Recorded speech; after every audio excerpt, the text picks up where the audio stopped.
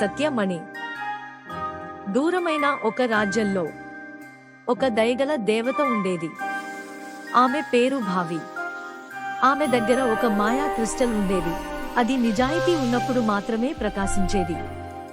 ఒకరోజు ఇద్దరు చిన్న స్నేహితులు, హేము మరియు అను, ఆ క్రిస్టల్ని ఒక చిన్న వాగు పక్కన కనిపెట్టారు. దీన్ని దేవతకు తిరిగి ఇవ్వాలి అను చెప్పింది. కాని హేము కళ్ళల్లో లోభం మెరిసింది. మన దగ్గరే ఉంచితే మనం శక్తివంతులవుతాం అని చప్పున అన్నాడు. హేము ఆ క్రిస్టల్ని తాకగానే దాని వెలుగు ఆరిపోయింది. అను తన స్వచ్ఛమైన మనసుతో క్రిస్టల్ పై చేయి పెట్టి మృదువుగా అంది, ఇది దీని నిజమైన సంరక్షకురాలిదే. వెంటనే క్రిస్టల్ మరింత ప్రకాశించింది. అప్పుడు దయగల భావి దేవత ప్రత్యక్షమే చిరునవ్వుతో అంది, అను, నీ నిజాయితీకి నేను సంతోషంగా ఉన్నాను.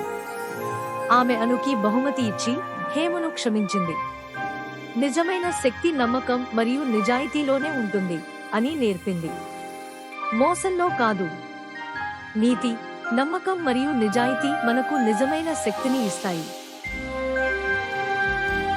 ఈ కథ నచ్చిందా పిల్లలు? మరిన్ని మంచి నీతి కథలు వినాలంటే మా ఛానల్ని లైక్, షేర్, సబ్స్క్రైబ్ చేయండి. కొత్త కథ వచ్చినప్పుడు వెంటనే తెలుసుకోవాలంటే బెల్ ఐకాన్ నొక్కడం మర్చిపోవద్దు. తర్వాతి కథలో కలుద్దాం.